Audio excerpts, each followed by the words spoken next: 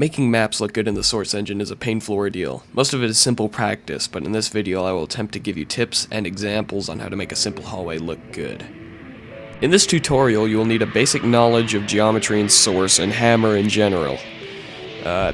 2. Basic lighting knowledge. 3. Basic knowledge of flow. 4. Patience. 5. Practice. So, start out with your rectangle of a hallway. The first pass should be the hallway's most basic form. Then add some more definition to its geometry by changing its height and width. For example, I raised its height a little bit. After this, you're going to want to do your textures for the hallway. It is important to build your level with textures in mind because it'll help you realize how the level is going to look in terms of mood and atmosphere. Now that you've chosen your textures, you should add detailed geometry to give your level a more realistic feel. This category could involve dirt, vents, struts, metal trusses, grates, etc. If you notice, I added all these things around the level just to give it a nice touch, one could say. At this stage, your level should be starting to take shape. And here we will move to the second most finicky aspect in most people's maps. I don't know, you might know about it, or you might have heard about it.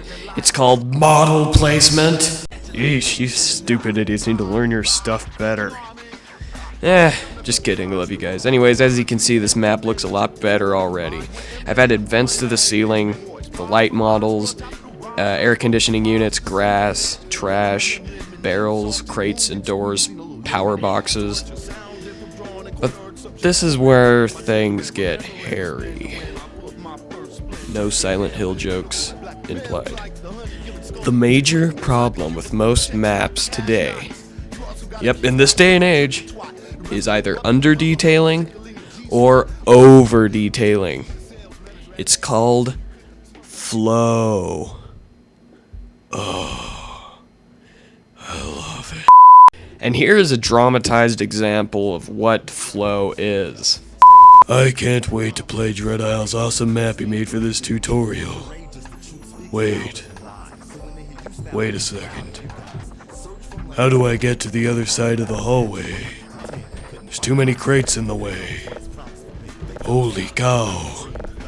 What kind of stupid level designer would do this? Where's my bubble gum? Who did this?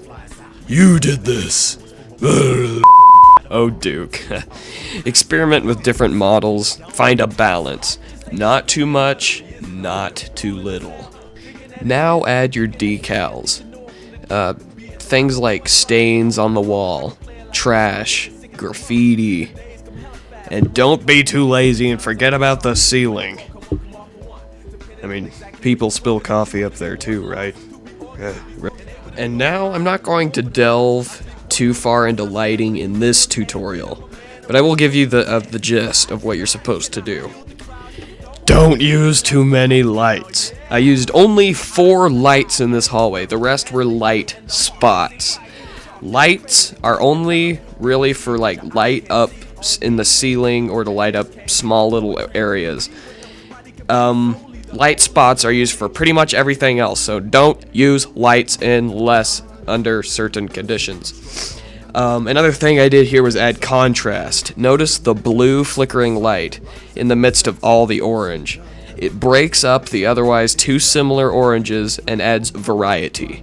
This helps a lot visually, and experiment a little, and eventually you'll find a good combination that really adds a beauty to your maps that most normal maps don't. If you guys liked this tutorial, I will make more, so please subscribe and hope you enjoy it. Use it to your advantage.